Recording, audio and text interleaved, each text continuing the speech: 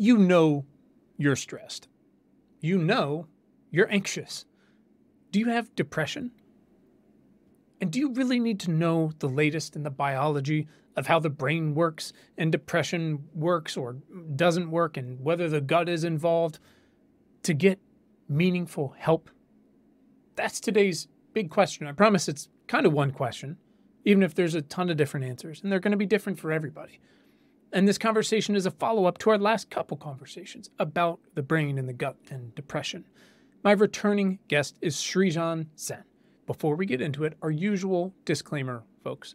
When we're talking about depression and stress and anxiety and mental health and suicide, this is a very important conversation. But if any of this could be triggering to you, please just skip over the next one where we talk about oceans or animals or whatever.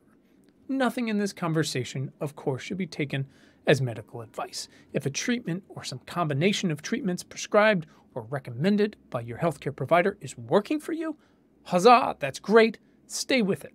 Your personal experience with the treatment is much more relevant than anything in this conversation.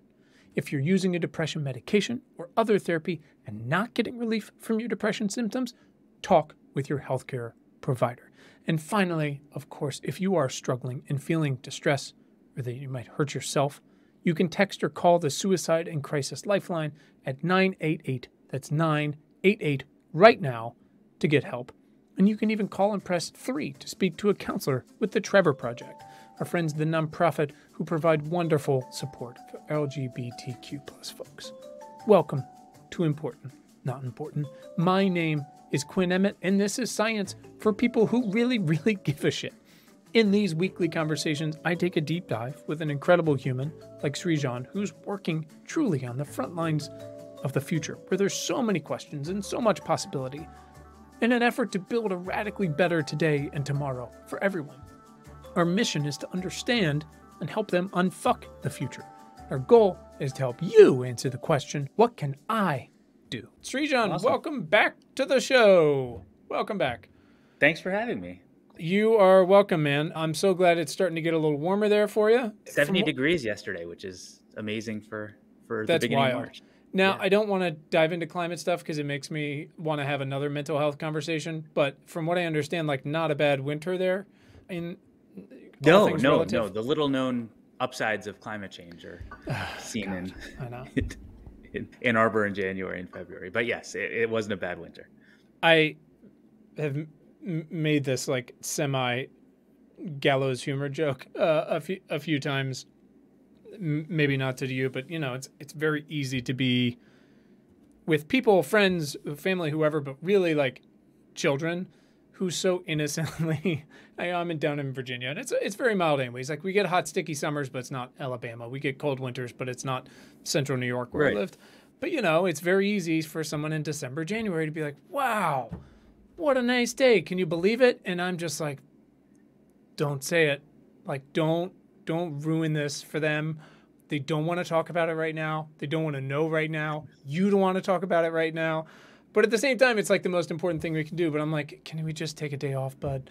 Yeah. Yes. So, anyways. Yeah. No. I agree. Sorry for bringing it there. No. It's fine. Like I asked the question, but it's one of those things where, again, you want people to feel like, oh, this is weather's so interesting. Isn't it wonderful? And we're not freezing. Like, I get it, man. I lived in central New York for 5 years. Like, holy cow, it's relentless. Right. If you get a warm winter, great. It would just be superb if they weren't all going to be warmer than this one, basically. Yes. So, but it was a warm winter. But yeah, hard to do any, snow activities like skiing or sledding. There was so little snow. But it's getting into spring, and that's always a really nice time of year around here. We'll take it. What's your spring sport? I know fall is football. Anything you're latched on to? Getting nice enough to play basketball outside, which is nice. So I was just, playing with my 7-year-old and people in the neighborhood and stuff. So it's fun. And then I like to run and transitioning from the treadmill to running in the parks now the last couple of weeks, which is nice. Real talk. How long until your 7-year-old can start to make some inroads on your game? Like how long until you've got to actually start putting in work to keep up? Because I'm way past that, basically, with my 11-year-old. I still talk shit, but it's not, if I had to stand up, it wouldn't be great. Yeah, we haven't figured out in basketball. It's still a little ways, but we were placing sort of bets on the running part and Mm-hmm. like when he's gonna beat me in like a 5K, Mm-hmm. and sort of over under of like 4 years. It looks like definitely in like throwing football around. There's like short area quickness that he like just blows by me, but Oh then no. I could still go faster than him in longer distances, but that the time is ticking for that. Yeah, the stop start stuff, I always like, I see some of the things they do on fields and I'm like, my groin would just pull right off the bone if I tried to do something like that, or my knees would Yes. dissolve like at the end of Avenger. Yeah, Yeah, I same have to thing. warm Like up now, like longer than I actually run because of 100%. the The age. number of Yeah. like rollout devices and things I have, this is all connected to mental health, folks. Believe me, because if I don't Yes. do this, Yes. I lose it. But anyways, it's definitely like the days are coming. I get it. Yeah, Yes. it's Yeah. not great. It's not great. But it's fun to see. Fun to see the kids. It's fun to see. I do anticipate a day where I will be challenged and I will have to decide if I'm going to like leave my body on the field to win this one last whatever it is and what the Yeah. Really. repercussions of that are, or Yeah. if I just let them finally have it. I don't know. No, that's a glorious way to go out, and then Right? That's it. yeah. Anyways. Right.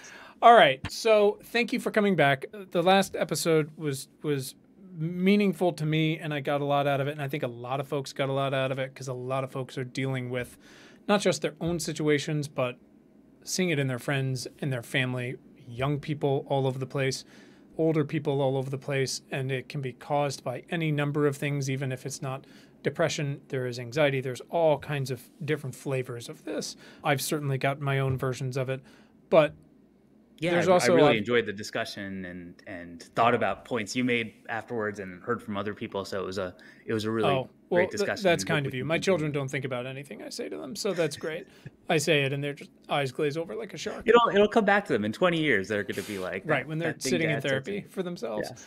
I think what was immediately evident to both of us was, we can do 10 more of these, but in a slightly more specific version, which I'm excited to do because obviously you are working on this every day where I'm just reading books and making up ideas. But just to set the tone a little bit, so as we discussed a little bit more broadly in the first conversation, it is fortunately and unfortunately quite the moment for mental health, right?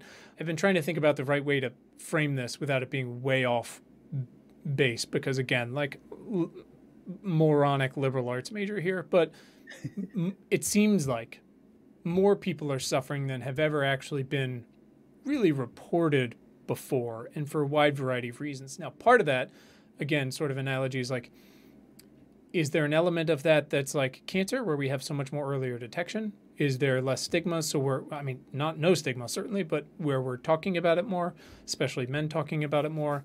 But there's obviously all these other reasons more people are suffering. We've seen how mental health for young people has gone downhill since phones, basically 2012, and COVID and all of these things, climate anxiety. But along those lines, we also know more than, again, like pros and cons here. It seems like we know more than we've ever known about the environmental, which you have dove into, the genetic and other biological reasons and chemical influences on mental health. But again, as we've talked about before, and I did another conversation about the brain and the gut axis and how we're pulling those things apart, we're trying to.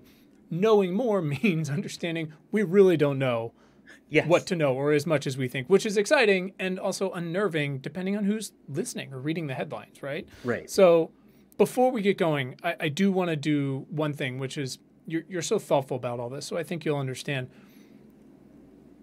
Like climate change, obviously, as Catherine Hayhoe says, it's important that we talk about this more and more and more, right? But it's also important how we talk about it. I'm trying to keep in mind like who is listening to this. So many people dealing with these things. So as we try to get more men to speak up and share their journey, or at least to be supportive, to seek help, especially with friendships going down, I saw some research in The Conversation from like 2022. And they said, although viewing depression as a biological disorder may seem like it would reduce stigma, in fact, research has shown the opposite. And also that people who believe their own depression is due to a chemical imbalance are more pessimistic about their chances of recovery. So I just want to take a moment and let's talk about how we talk about this. Like, how do we and why do we have to be so careful about how we talk about the biological and chemical and environmental underpinnings of depression and anxiety? Does that make sense? Yeah. I think it's important to think about how we talk about it, and also and do it in a thoughtful way that helps people. I think it's important to stick to.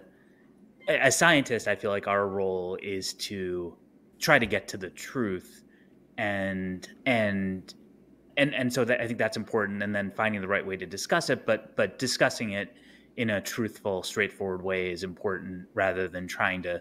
I think, especially as psychiatrists, sometimes we get caught up in framing it in different ways that might come across better, and we're really bad at predicting what framing is going to work and what isn't. Mm-hmm. At least I am. So I think I think there's no. I think that being honest about what we know and what we don't know sets us up well to have people feel part of the process of understanding that helps them and empowers them to help others. I think the other point that might be related is depression and anxiety and mental health is a little different than cancer and other things we've talked about, in that how much we think about it probably affects it in ways that, that is not true for cancer. Sure. And I don't think we know the answers here, but there is probably, anecdotally, I see in friends, patients, myself, sometimes ruminating about depression, talking about it more internally, to a lesser extent externally, can make it worse. And some of the best, different people are different, situations are different, but Sure. but certainly it's sometimes the best thing to do is to go out and do something, go socialize, go for a run, Right. and that will help your mental health more than thinking about it for another hour. But figuring out what the right balance is of how much to think about it, how much to talk about it, and not is fuzzy and probably different from situation to situation. Thank you for that. And I know we hadn't really talked about that side of it, but I really thought about it this morning. Like, I know children who are dealing with a lot of mental health stuff, which is heartbreaking because you're just like, you barely understand anything at this point, much less your emotions or how do you explain the chemicals. Actually, it's not chemicals, but scientists are arguing that it might be. It's like, I thought about, how during COVID, I don't say post-COVID, we're still very late COVID. There's so many people still dealing with it and we'll deal with it. But in that first 2 years, how we basically did science live, right? And all the pros and cons of that and what that has meant in the aftermath now, and how that really screwed with people in a lot of ways if they weren't ready to handle it. But also a lot of the scientists weren't ready to. They didn't train for media training or anything like that. They just happened to have a Twitter account. And they woke up and they're like, I have 400,000 followers. Like, I have to be careful. And Right. you can be really careful and still look up 6 months later and be like, okay, it turns out like hand washing really actually didn't really do much for this specific thing. But if you don't want norovirus, please use soap and water. It's hard to do it live, and it's hard to, I imagine, on your side from the research perspective and as a practicing psychiatrist, like to think about, again, for each person, like we were saying with like, do I tell them the winter's warm because of climate change? Like, how do you constantly readjust doing this live, knowing that, again, and we'll get into it, like everyone is arguing again over the serotonin theory and whether those SSRIs you're on are even doing anything, or if they would do something for someone else but not you. Like, how do you constantly deal with, I guess, this just changing landscape when you're talking to people? Yeah, it's a challenge, and I think, I'm glad you brought up COVID, and I think that's a good example, and doing it in real time. I think scientists got in trouble or went wrong, or we went wrong in science, and from both political directions, in trying to frame things to get people to behave in ways we wanted, rather than just explaining the facts as we knew it at the time, with Right. the caveat that this is changing day to day and we might think something differently, and also got really attached to the theories that we came up with on, whatever it is, March 5th, 2020. And Yeah. then we have a lot more data 3 months later, but Sure. still sticking to, and that's a problem we have in science and broadly. And I think that applies to serotonin things and all other parts of science.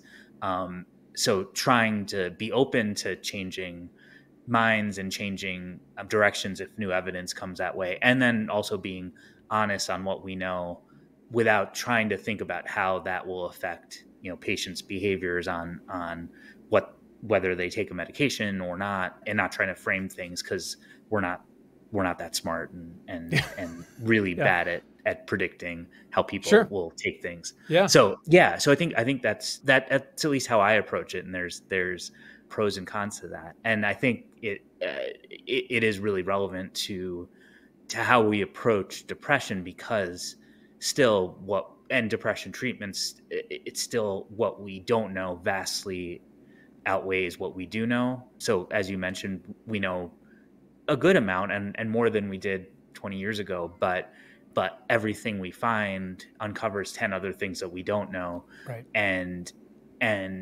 probably when we look back on, in 2050 at this conversation, 2024, a lot of what I say is going to sound really silly. Sure. So being humble and knowing that and setting things up in ways that account for that, I think is important.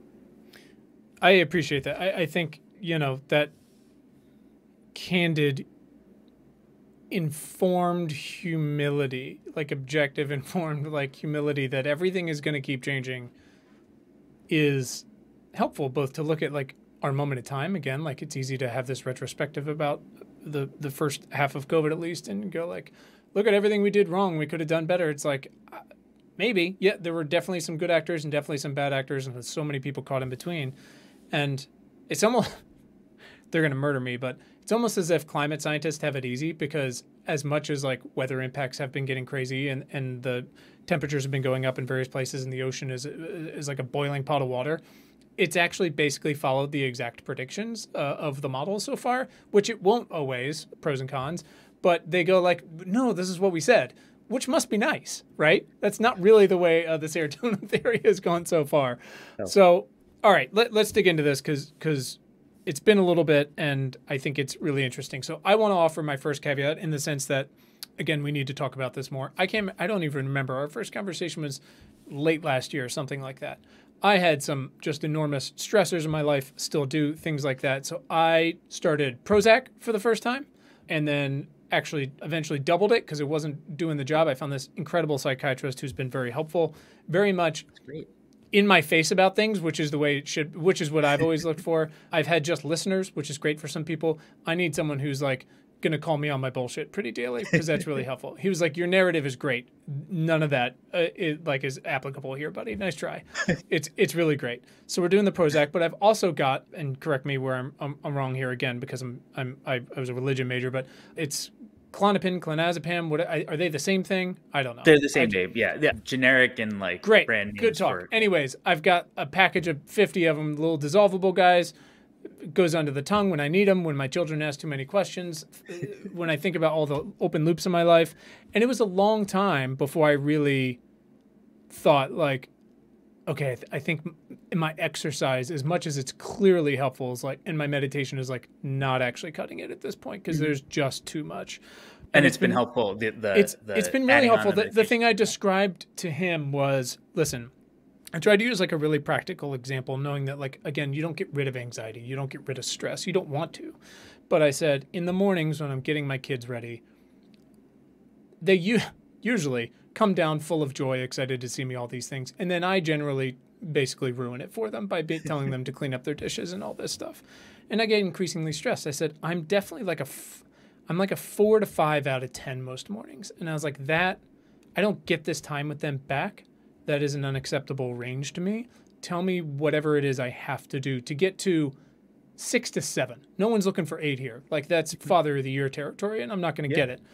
And he was like, okay, well, let's make sure you're doing your exercise and not feeling bad. You're taking time to do that. Do these things. He's like, but let's also try these pharmaceuticals, because who knows, but you've never done it. And it could just, again, give you a little nudge and maybe help you sleep better, which can increase the whole thing, et cetera, et cetera. So Yeah. anyways, that has been my journey so far. Again, it's not perfect, but it's been really, really helpful. Not that this isn't your point, but Please. For our research studies, and so I've been doing it too, like we ask people to like rate their mood on a scale of 1 to 10 each day. And I find that really helpful in like, at least identifying for myself when I'm in a 3 or 4 mood and when I'm in a 6 to 7 mood. I've yet to get to like 9 or 10. I mean, call me when it's like, what are you, transcendent? Like, good luck. Right. Yes. Yeah. I have, I've been doing the Apple Watch things where they're like, hey, how's it going today? And all that. And I'm always just like, but hopefully it's a little less like that. Again, I can't change what I do. I mean, I guess I could. I can't change that I have 3 kids, and I wouldn't change that either, or stop their questions, because one day they will stop asking me questions. I don't want that either. Right. But how do I, if the only way out is through, like, how do I make the through a little easier so I can be better self, partner, husband, dad, all that stuff. So anyways. But with patients, we've been able to see much more, like when they're doing daily mood, like, you see like 4 weeks after they start their Prozac, there is a uptick in their mood. They go from more 4 days to more 6 days, or for some people they're not. And it's much easier to catch that than trying to think back, like, what was my mood like in December, and is it better now? Is like, we're really bad at doing that. So I'm an advocate of trying to keep track on some kind of numerical scale so that we can tell. And then like, things got, something, I started a new job, and seeing if things are better or worse, or things like that. So I'm glad that you and your psychiatrist are talking about it in that way. Yeah, I mean, the retrospective stuff just never cuts it, right? We're humans. I don't remember what I had for breakfast, much less like how I was feeling yesterday, other than like, I don't know, I'd probably discount it and be like, it was probably a 5 when maybe I had some 6 times. So I don't know. So let's talk about what has been going on here on the pharmacological side. So 2022, this sort of, I don't know if you'd call it a meta-study, study of studies, claims depression is probably not only caused by at least this chemical imbalance in the brain. And the quote from the Nature piece is, the main areas of serotonin research provide no consistent evidence of there being an association between serotonin and depression, and no support for the hypothesis that depression is caused by lowered serotonin activity or concentrations. And of course, this is interesting for a variety of reasons, but also because SSRIs are designed to at least raise serotonin levels, right? Shortly after, 36 other researchers criticized those findings, saying there were methodological weaknesses in the review process, selective reporting of data, oversimplification, and errors in the interpretation of neuropsychopharmacological findings. That's all great. I hope they work it out for everyone's benefit. But on the user end, it comes down to this, and again, correct me if I'm wrong, which is, it seems like SSRIs work for some folks, some for really well, others not at all or not so much. We aren't 100% sure why or why not. Ignoring the other treatments and things we can do, what is the latest with serotonin theory? What does that mean for treatments now and going forward? Yeah, I'm peripherally involved in some of the controversies and discussions, and have had conversations with authors of that meta-analysis or umbrella review, as they called it, and other things. I think there are like 10 different aspects and angles to it. Oh, I'm sure. For me, one of the most important is that how we as doctors and patients decide on a treatment, it should not be related very closely, or I think at all, to the mechanism of the biological mechanism of how it works. Even outside of mental health in the brain and things we understand pretty well, why we use statins to reduce the risk of heart attacks and strokes is not because we know exactly what molecule the statins are interacting with and how that results. We know definitely we know more about that than we know about SSRIs, but the reason is that in clinical trials, it's been shown to reduce heart attacks. The hopeful outcome is there, and there's, there were enough trials, and clearly enough people are on statins in the world to know that like the side effects, whatever they may be, are not adverse enough to keep it off the shelf. Right. And the same for chemotherapeutic drugs, and it's not based on like we have this incredibly cool mechanism.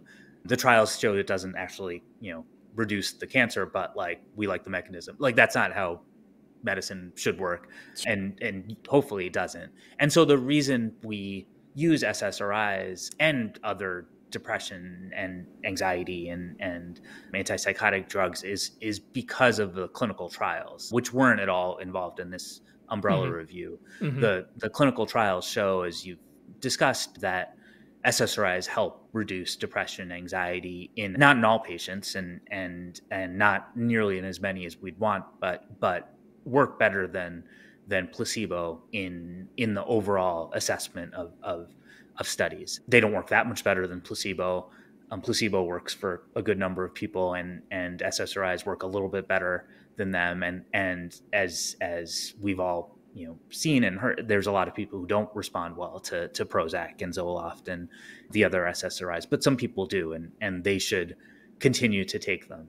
Sure. I think the authors, I take issue with them conflating the research onto the biological mechanisms onto whether people should take the drug or not. I think the authors of that and I and others, no one disputes, I think, that exercising a lot or exercising the right amount, exercising better than not exercising is good for mental health, or sleeping 8 hours a night is good for mental health.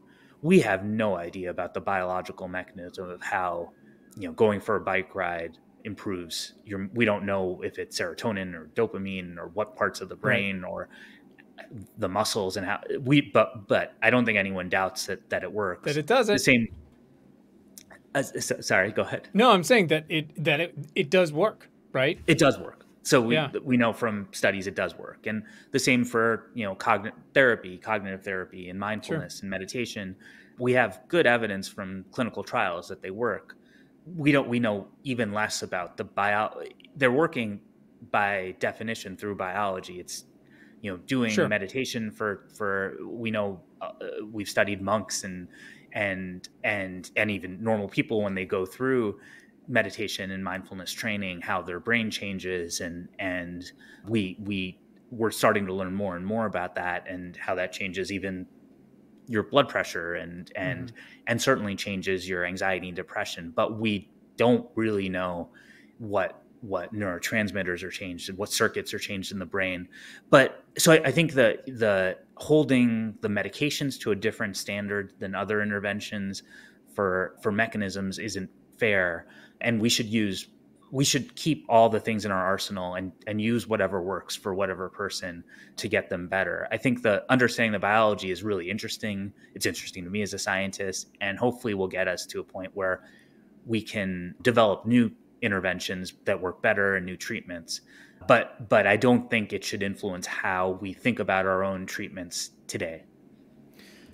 I think that's incredibly reasonable. Again, it can all be applicable. It can, you can consider the whole thing and go further to other like lifestyle things. Like, in our previous conversation, we talked about your work on residents and doctors and things like that. But again, understanding that we're doing a lot of this live, because the more we pick apart the brain and the gut, the more we're just like, oh, okay, great. No idea where this goes. Let's find out. But knowing that, again, I definitely have people in my life who are dealing with a lot of, long-standing issues that may or may not be exacerbated by long COVID. It's easy to say, like, have you figured out what it is? It's like, it's probably closer to what are they? And all the different pieces and levers, it's like a Rube Goldberg machine at this point.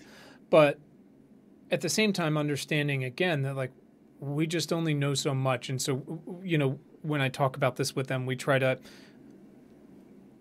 separate in parallel where we can, separate relieving symptoms, right? And trying to understand what a cause is. If we can even find that, if it's something that can even be controlled in some way, right? Like it's pretty easy to back up and go like, hey, bud, you're not getting any sleep. That not that that's necessarily the root cause of something, but it's pretty easy to go like, oh, that's a symptom and a potential cause type of thing. But for a lot of people, it will not be, right? Those will be two different things. So we do try to separate those out, going like, look, at least if we can find things that relieve your symptoms, but that do not have too adverse side effects or are not going to make the cause worse or whatever it is, great. This show, my work, we try very hard to not barter in snake oil of any sort.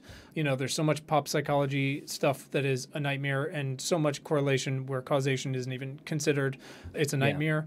But there is something too, like you're saying, going, well, we got the monks in the MRI machine and going like, look, meditation's not for everybody. It can be a real pain in the ass, or you can fall asleep, all of these things. But if it helps, it is not going to hurt you. It's like acupuncture, right? It's like we've been doing it for 3,000 years. Like it's not, you're going to be fine, but you also might be a little better than fine. And it seems like with the prevalence of most SSRIs, I mean, again, like how many billions of people have taken them in some form and for how long, that we know, again, yes, there are side effects and they're different for everybody, which is kind of why almost like the birth control pill, like you got to find what works for you, but they could help. And along the way, folks like you are going to keep trying to figure out exactly how they work and why they work for some people and not, right? Right. Yeah. Yes. So I think that's exactly right. And I think it's important to know that they weren't really designed. It wasn't like someone thought that, I think serotonin is important, we're going to develop this drug to target that and then see if it works in depression. It was more that there were a few different lines, but like, anti-tuberculosis, people were giving tuberculosis treatments and noticed people taking these meds seemed a little happier, and then trying to reverse engineer what is about this tuberculosis treatment that's helping mood, and then find other drugs that kind of seem similar.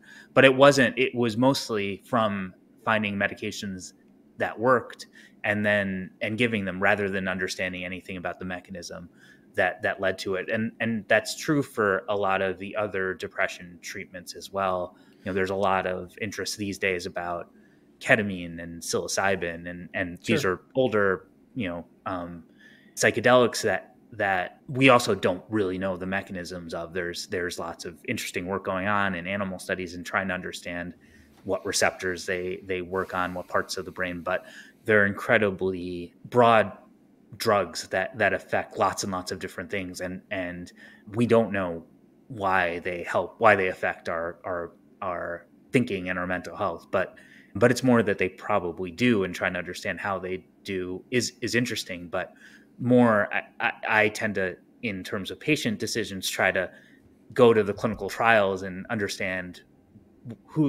whether they work, and then get to who they might work for, much more than trying to understand the mechanisms in making individual decisions on treatment. Well, it really is like two parallel paths, right? And again, people in my life, it's easy to go to a first grade teacher and say like, oh, how are you not keeping up with the latest on the mental faculties of how first graders work? And they're like, well, I'm paid $20,000 a year and I spend my day with 5-year-olds. I don't have the time for that. And same could be said for like the very few primary physicians we have left, right? Which is like, sure, it'd be great if like your doctor was a nerd who went home and studied this stuff, but their job is to help people feel better each and every day, right? They don't have the time or the bandwidth to do that, or honestly in the US, like the incentive to do that, right? It's surgery or not, basically. But at the same time, it's I guess it's important to have that. I just keep coming back to this idea of like, we're doing it live, but how do we share that in a candid way that still makes people feel solid about what they're doing? And I always come back to, and there's the big example we'll talk about in a second, but I always come back to like you were saying, in 25 years, we're going to look back and be like, holy shit, can you believe someone said that? It's crazy. And chemotherapy is always the one I think of, which is like someday we're going to look back and be like, Jesus, that was our first option for how long, for how many people? Like the world's bluntest instrument is often worse than the cancer itself, but it's also what we've got right now. Immunotherapy is really cool. Also really doesn't work for a lot of people. We're not 100% sure why. The big one on the block, and I think this probably applies to mental health too, because it seemingly applies to everything, is the weight loss drugs, Ozempic, et cetera, et cetera. Every week we're finding out more and more what they do, and we really don't know why. And there's some positives and negatives there. Maybe we're not sure, but it doesn't mean it hasn't improved so many people's lives in a huge way. Right. No, it's amazing, and yeah, there's so many interesting directions and consequences of Ozempic and that class of drugs, but the profound effect it has on obesity and diabetes is incredible, and certainly there seems like there's some side effects and Of muscle course. loss and but overall that seems really positive, and there seems to be interesting intersections with behavior and mental health too, in Yeah. particularly around addiction and maybe on mood and in different ways. So seeing how that plays out is going to be fascinating, and also I think how it affects, I think in a sense we thought of obesity and how much we eat as somewhat of a moral or ethical question, and seeing how much it changes. And I think there's some aspects of that in mental health as well, Sure. and how much a new type of drug completely transforms something that seemed somewhat mystical into like a purely like practical thing is interesting. And I hope that we have incredibly effective drugs that 90% of people with depression respond to in 5 years or 10 years. Sure. And a lot of these philosophical questions are no longer philosophical questions. Sure. And I love the philosophical questions. Like, I'm, again, Yeah. liberal arts major who barely graduated. Long story.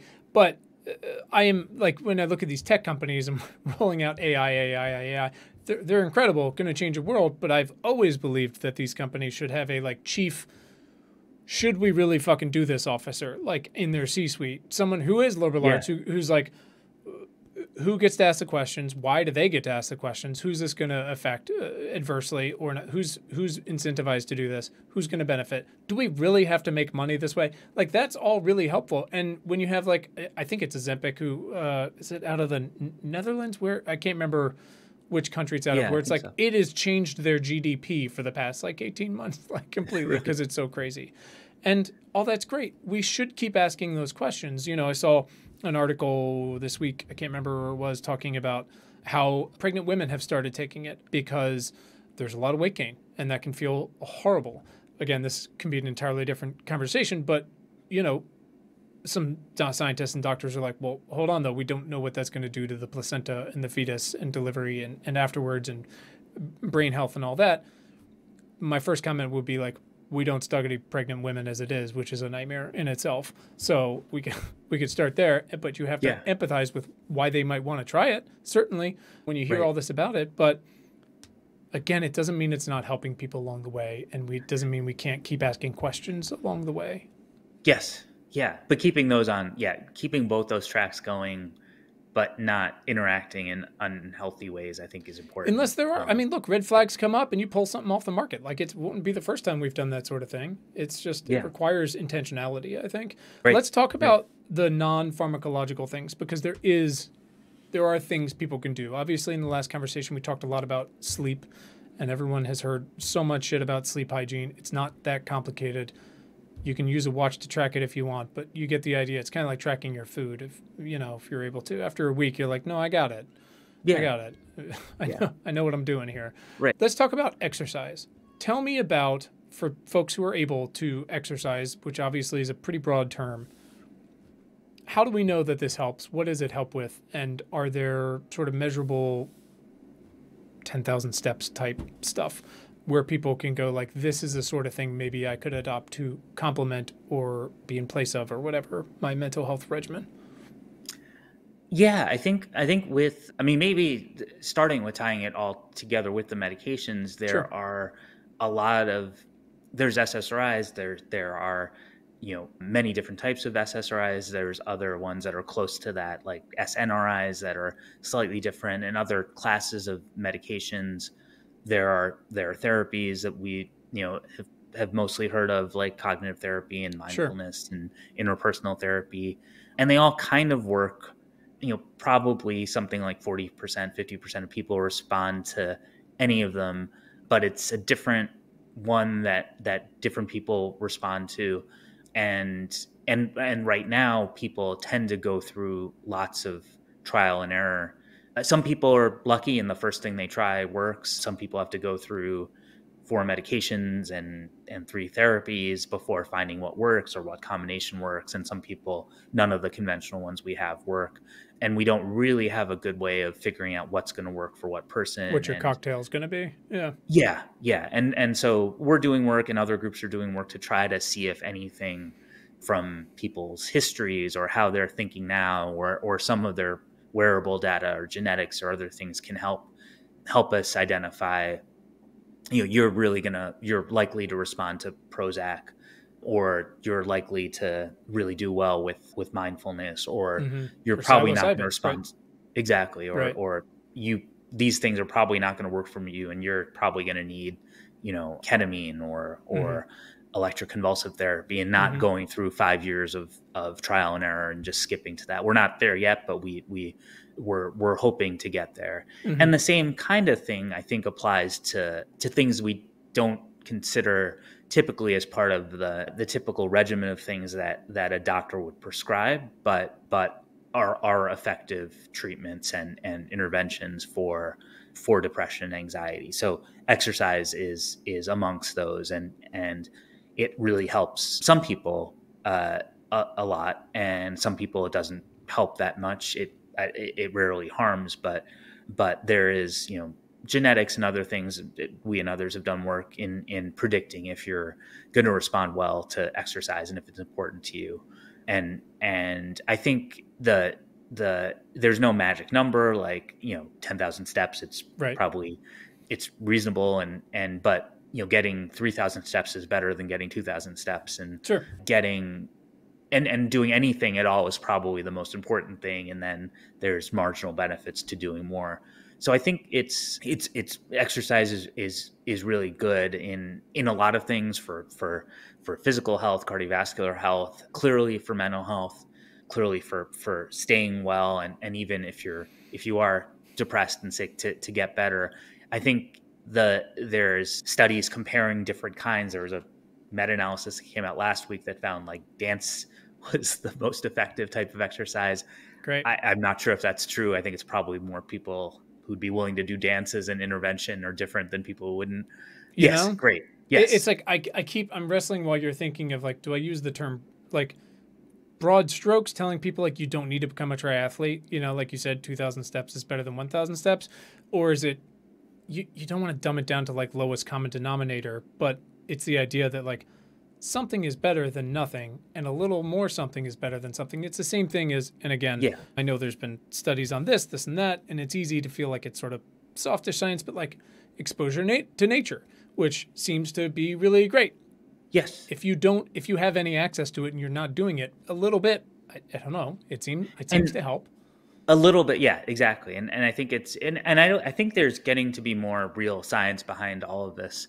And I think it's, so I think the important points are that just a little bit is clearly better than nothing. Yeah. And is multi-solving, like you said. Yes. I mean, cardiovascular, et cetera, et cetera. Yes, exactly. And so really whatever, if walking is easier than riding a bike, then walk. If whatever it is, even if it's standing up, during meetings, or, whatever it is that is easiest for you to do, you should do it. It's not as clear that, running a marathon is better than running a half marathon. The benefits at that level are pretty small, but doing something instead of nothing, and whatever it is great. I think if there's a way to do it in a way that also is social, that's even better. So physical activity that is part of a group and creates more social interaction seems like it's better than ones that aren't, but really whatever you can do is great. And then, as I was sort of alluding to with the medications, really figuring out what works. For some people, exercise is a game changer and really is the key to their staying healthy. For other people, it's other things. It's more in sleep or the quality of their personal interactions, and for other people, maybe more diet.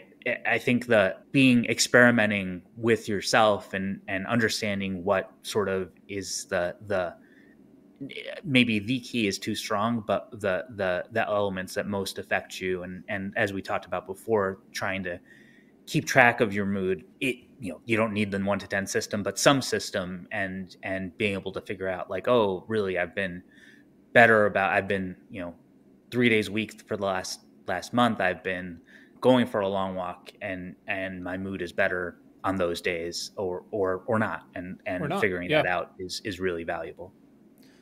Yeah, I appreciate that. It does seem like, and again, it's asking in some ways for you to just use your phone. You could use a journal, but checking it, there, at least, Apple has built in these things now where you can very easily check in. You can even journal a little more. I've always used, it's different from that. I've used Day One journal for 15 years, and it's fun. It shows you like on this day in 8 years ago this, and often, I'm not kidding, I'll send you a screenshot. Like most of my entries are just me saying I'm tired.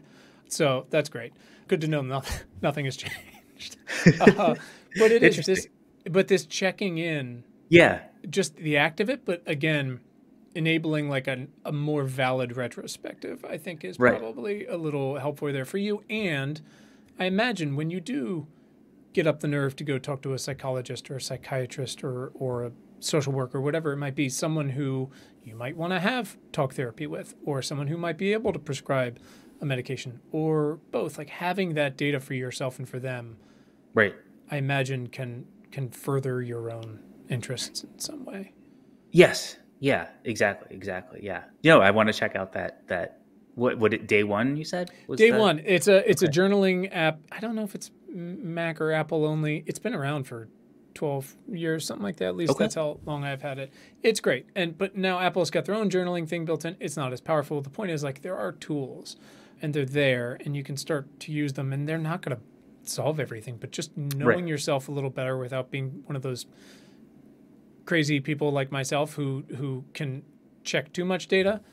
Yeah. No, yeah, but it's good to do. Yeah, I've been trying to use the Apple one, but it's, at least on my iPhone, it's only connected with Peloton. So like the only thing it asks about is like, how did your afternoon strength session make you feel? And I'm like, I don't know if that's like the most important thing in my That's life, but interesting. I guess we'll it's, do yeah. we'll do some tech support on that. Mine is just like, what are you annoyed about today? And I'm like, how much Yeah. time do you have, Apple Watch? I think this is all really helpful. Again, I hesitate to say like, hey, what are like 3 basic questions someone should ask when they go into their first possible talk therapy appointment, or their second with someone different because the first one didn't feel right, or when they're going in to think about medication for the first time. Mine was a little easier because I was just like, oh, let's not have a heart attack. Tell me what the things are and I'll just do them. But other people are going to be a little more nervous. Like if you have any thoughts on that, like how to best sort of not steal themselves, but be prepared to go in. This is a great moment to share them or not. It's up to you. Yeah. Yeah, I don't think there's a exact right question or set of questions, but I think being as open as possible about your own anxieties or questions about different approaches, because like I mentioned, there are a lot of different choices. I think often the main first one is medications versus therapy. And oftentimes we have sort of underlying beliefs or thoughts about which one is better for us. And I think being open with the therapist or psychiatrist and ourselves about that is important. And this is an area where there is a psychological and, a placebo effect gets a negative term, but it has a role in this Sure. in depression. And so if 5 of our friends got much better with Zoloft, we're probably more likely to respond to Zoloft. Certainly if people in our family got better with Zoloft, there's probably a genetic component and that affects us. But if you have a strong feeling towards mindfulness, then that's probably the right choice for you, and Yeah, you should try might as it. well try. And so not being sort of dictatorial with the therapist or doctor, but being open about what your thoughts are, and what, if you are leaning one way or another, don't doubt that, and go with it, and be open about that conversation. And if you feel like you're really hesitant about medications for some reason, then, that's reasonable, and maybe Sure. starting with something else, as long as it's not, very severe, makes sense. Sure. But like you mentioned, these are, as medications go, SSRIs and other sort of first line depression drugs are, at this point, hundreds of millions of people have taken them, and we know that they do have side effects and they change, but they're relatively mild as medications go. I think that's all totally helpful and fair. And, as a reminder too, and this is slightly hypocritical because considering I've made it my job, but like, you don't need to understand all the science to go to someone to ask for help. There are a lot of really well-meaning people like yourself who are trying to pursue these causes and understand them better. And in the meantime, you can try to get help from the things we know that help a lot of people. Not everybody, maybe not even most people, maybe someone in your family, maybe not. But the good thing is there are a few things that seem to help a lot of folks, and finding your version of that doesn't require you to get a degree from Reddit on the neuroscience of serotonin, Yes. Yeah. It doesn't. I think, right. If you're interested in that, amazing, but don't let that dictate whether you go and try to get as much help as you need, right? Right, exactly. And I think yes, yeah. And I would say they're completely, understanding serotonin is not going to help your treatment, or your psychiatrist understanding serotonin is not going to help your treatment at the phase, I think at any time, but certainly at the phase of science we're at. Hopefully it can help them, be part of developing a new treatment in the future, but we're not there yet. And even broadly outside of serotonin or biology, I think trying to get to the root causes of your depression or anxiety, I think we're at a stage where we can do that at a sort of proximal level, like in current things in your life, like not a lot of it is around sleep and sleeping well, Sure. or stressors that, someone close to you just died, or there's a really difficult relationship, or Sure. whatever, you have a new job and you're commuting 6 hours a day, stuff that's going on right now, understanding how that's affecting you. And there's some low-hanging fruit usually. Yeah. And intervening on those and talking through, that's very helpful. The deep thought out how sort of things 30 years ago are affecting you. Sometimes there's breakthroughs, but most of the time it's really hard to tie together. I mean, I'm summarizing, hundreds of years of Freudian psychiatry in 2 sentences, but it's hard for those to lead to practical solutions in a way that's or certainly to medication choices or treatment choices. And so, but people still get better, but it's not by finding the underlying cause and fixing it. It's finding things that help people get better, and getting more exercise and sleeping better, and finding the right treatment is part of that, even if it doesn't feel like it's, existentially solving the underlying problem. And exploring those problems, and if talk therapy, whatever version CBT works for you, that's amazing. I mean, finding someone, I've been through a lot of folks, but not because I'm a monster. I mean, I am in some ways, but knowing what it's pretty clear to me, like what I don't want. So finding what I want is a little harder, but once I do, right, it is so helpful to have someone who's like, no, let's talk about the hard shit, because there's so many strings attached to everyone else in your life about doing that. That is the whole point of having someone like that. Right. But and it sounds like you resonate really well with the psychiatrist who is. I do. He's just blunt about. He's like, absolutely not. We're not doing that. Nice try. Right. And that's great. But that doesn't work for other people. Not for everybody. Yes. Yeah. But my cocktail is also, and has always been, exercise. It is newly medication, and it is, I am crazy about sleep stuff.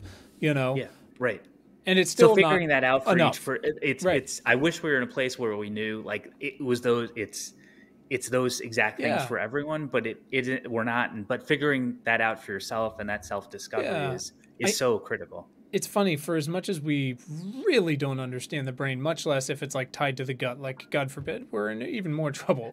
Or it might be amazing. I don't know. But I like to think of it optimistically as it's let's do that today. So much sure, fun we'll to do learn. that. Great. So much to learn. It's so great. It's hard, though, to be optimistic if and this is more probably applicable more systemic things, which this could be. If you have been down a lot of roads and tried a different cocktails and tried a bunch of different versions and combinations of things, to not want to go like, there's got to be some cause that's missing that I have not tried, because I have tried Zoloft and Prozac and Klonopin on the side, and I've done exercise, and I've done 3 types of exercise and dance and social and not social. I've tried support groups and all these different things. I sleep. I've got the blackout curtains and feel like there has to be something I haven't unlocked. It's hard to not want to be someone who learns how to read research papers and go like, aha, this changed. And go to your psychologist who's like, I don't know. I've been at work. I haven't seen that paper that was published yesterday. Right. I do empathize with that. I do get that, because you do have to be sort of your first line of defense a little bit. Right. Right. Yeah. No, I completely understand that. And there are a lot of people like that. And it is important that is our fault as a field, as psychiatry and mental health and psychology. We don't have solutions, or we haven't figured out the solutions for those people. And we don't have, the equivalent of Ozempic for anxiety yet. And that must be nice. Yeah. Yeah. Yeah. And so, but it's not their fault for not responding to those treatments, and it's perfectly understandable to always to be searching and to try to find the newest thing that could help. And that, I think that's perfectly understandable. And hopefully we get something like that soon. And there are middle grounds, by the way. Like America's clinical trial system is a bit of a nightmare, but there are places you can look to try to get engaged with these things that aren't necessarily pharmacological. I mean, these studies about exercise and stuff don't come out of nowhere. I mean, sometimes they're observational or retrospective or whatever, but there are things you can do and questions you can ask and ways you can try to help yourself along the way. And I keep kind of coming back to a lot of these folks with long COVID who, are running into conditions or of a potpourri of new conditions that they didn't know they were susceptible to having genetically, or are brand new, or suddenly have a new cardio problem because of COVID. Right. It's really hard to look around and go like, okay, who's the best person to talk about this? And you go like, well, everybody, the best people have only been dealing with this for 18 months, and there's very few of them because we had plenty of health issues before that. They still have their day jobs on top of this long COVID stuff. So you have to have some empathy there too, going like, it's a pretty narrow, small field. Not that they're not trying, but we're still figuring out, again, almost like cancer. And this is another terrible analogy. You're welcome. Which is like long COVID is not one thing, just like blood cancer and a tumor are very different. It turns out it could be any combination of like 13 things. And finding someone, the one person who's going to help you there is a little tough. Right. And they're still figuring it out, like you said. And it's probably, it's not one thing. And that's what I think there's a lot of overlap between long COVID and our mental health. And the same thing is true in there's not one depression or anxiety. It's really different. And pain is another thing in this sort of class of pain's fascinating. And it's really fascinating in lots of different ways. And we don't, what you feel after you whatever, like sprain an ankle is really different than cancer pain and the interventions should be really different, but we call it the same thing. And we don't, and this is more true for depression than pain, but we don't understand the underlying processes, either psychological, social, or biological, to differentiate in the right way to sort of carve out the different types of depression. And so we kind of still treat it the same way. And I hope we're much better at that in the future. And again, can be more precise that, like, if you have these symptoms of depression and this history and this genetic profile, then Prozac is the right thing for you. But you have this other constellation of symptoms and history than cognitive therapy. But we're not there yet. And post COVID symptoms is even farther in its infancy and farther away from that. So it's a challenge with this class of symptoms and disorders. I come back to, and I don't remember who the gentleman is, and I'll find it, but couple years ago, I remember reading, I don't know, I think it was an MIT Tech Review or something like that. It was an MIT researcher who was like among the best in like sort of the brain's neural pathways. And again, I don't remember who it was, and I don't remember the context or the exact quote, but he was generally like, look, no one knows this better than I do, and we have no idea how a thought works. And you're just kind of like, shit, okay. Like, yeah, you got to really be pretty humble about that, right? Which is just like, oh, it happens. We don't know why. Maybe whales too. Oh. Yes. Yes. Yeah. And I feel, I mean, there are people who know it better than me, but not that many. And I have no idea. Like, so it's crazy. So, and that can be wonderful. But I think right. if you're suffering, it can be just like, but fix me, you know? So knowing that there are options, knowing that, yes, we're still sorting out the serotonin theory and all this, and probably will for a very long time, that some things work for a lot of people and some things work for others, and that there are things that are available to you. And I think another point that might be important is that we change a lot in our lives, and as we develop and get older, and also as life circumstances change. And so what works for, what didn't work for you at 20 might work for you at 40 and 50 and vice versa. So, which makes it even more infuriating and complicated, but also there's hope and there's lots of things to try in a different way, or that were, I've seen lots of times where particularly therapies that didn't work or didn't take hold, maybe with one therapist or at one time in people's lives, do work later on again.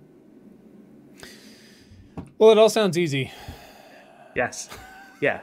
It's unlikely that I'm going to be out of a job, so we're not going to. Yeah, right. I mean, it's funny. I have that conversation with a lot of folks. I'm going to let you go in a sec here, but when I tell them that not all, because they won't be, because the problem is inherently not this, but a lot of charities and nonprofits, the best ones should be trying to put themselves out of business, right? It would be really great if we just figured out how to deal with pediatric cancer, right? Which is obviously 40 different things, et cetera, homelessness, all these things. But there's a lot of things it's very clear that like we're not going to be done with anytime soon. I had this wonderful conversation with Kat Bohannon, who wrote a book that you would love called Eve, and it's about, I'm going to get the subtitle wrong, but how the female body drove 200 million years of evolution or whatever. Essentially, it's fantastic. Also, she read the audiobook and she's great, and it's also funny. It's amazing. But she has this really great point about she's like, humans are really bad at pregnancy and delivery, like even relative to our closest relatives. She's like, it's a nightmare. Like, gynecology, thank God we invented that and figured it out. Like, we have to. You can be in the fanciest hospital and be in the most shape and have all the money in the world, and it's still like touch and go at times. She's like, that is ridiculous. Like, it's not that way for like any other animal. And again, it's like, that is not something that's going away. There's no way to like work our way around that, Right. Yes. And the brain and the gut and all that seem to be, much less how they're entangled, seem to be other parts. And I mean, same thing, postpartum depression, right? Yeah. I mean, holy cow. No, thank you. But how evolution plays into our mental health is really fascinating and interesting. I think can sometimes be helpful to think about. So, could be worth talking about in a future conversation. Yeah. Well, listen, I've kept you long enough. I've asked you all the other questions. Have you read anything recently that you would like to share with folks? Work, not about work, someone else's work, fiction, graphic novel? I don't know. Anything? Well, not a specific thing I read, but just related to you mentioned charities and other things, and just something that's been coming up in a whole bunch of different research studies more and more is volunteer work, and how much how effective that is for our own. I mean, it helps other people, but helps our mental health in ways.